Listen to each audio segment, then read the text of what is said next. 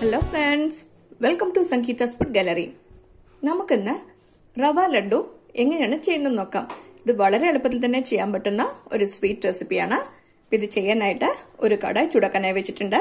ഇതിലേക്ക് 3 table spoon നെയ്യ് ചേർത്ത് കൊടുക്കുക. ഈ നെയ്യ് ചൂടായിട്ടുണ്ട്. ഇതിലേക്ക് കുറച്ച് അണ്ടിപ്പരിപ്പ് ചേർത്ത് കൊടുക്കാം.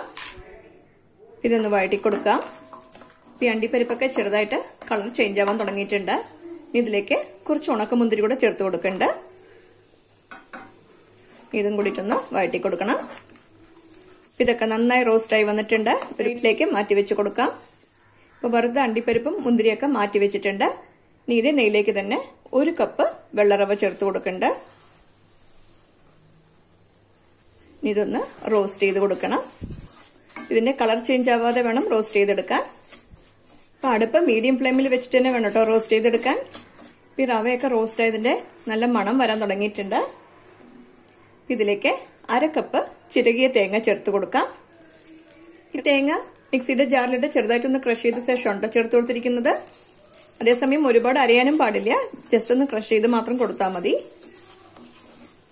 ഇത് നന്നായിട്ട് വഴറ്റി കൊടുക്കാം. ഇതൊക്കെ മിക്സ് ചെയ്ത് കൊടുത്തിട്ടുണ്ട്. ഇനി ഇതിലേക്ക് 3/4 കപ്പ് പഞ്ചസാര ചേർത്ത് കൊടുക്കുന്നുണ്ട്. ഇതും കൂടിയിട്ടൊന്ന് മിക്സ് ചെയ്ത് കൊടുക്കുക. പഞ്ചസാര ചേർത്ത ശേഷം ഒരുപാട് സമയം മിക്സ് ചെയ്യേണ്ട ആവശ്യമില്ല. ഇതൊക്കെ നന്നായിട്ട് യോജിച്ചിട്ടുണ്ട്.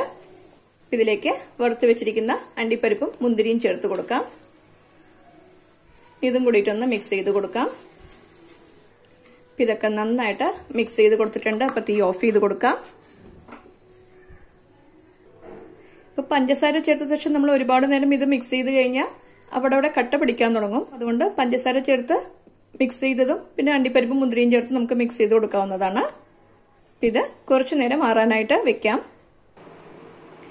ഇപ്പൊ ഈ റവ ചെറുതായിട്ടൊന്ന് ആറിയിട്ടുണ്ട്. ഇത് ഒരുപാട് നേരം ആറാനായിട്ട് വെക്കാൻ പാടില്ല. ചെറിയ ചൂടുള്ളപ്പോൾ തന്നെ നമുക്കിത് ഉരുട്ടിയെടുക്കണം. അപ്പോഴേ നന്നായിട്ട് ഉരുട്ടിയെടുക്കാൻ കിട്ടുള്ളൂ. ഇതിലേക്ക് 3-4 ടേബിൾ സ്പൂൺ പാല് ചേർത്ത് കൊടുക്കണം. പാല് കുറച്ചായി ചേർത്ത് കൊടുക്കാം. ഇത് ചെറിയ ചൂടുള്ള പാലാണ് കേട്ടോ. ഇതൊന്ന് മിക്സ് ചെയ്ത് കൊടുക്കാം.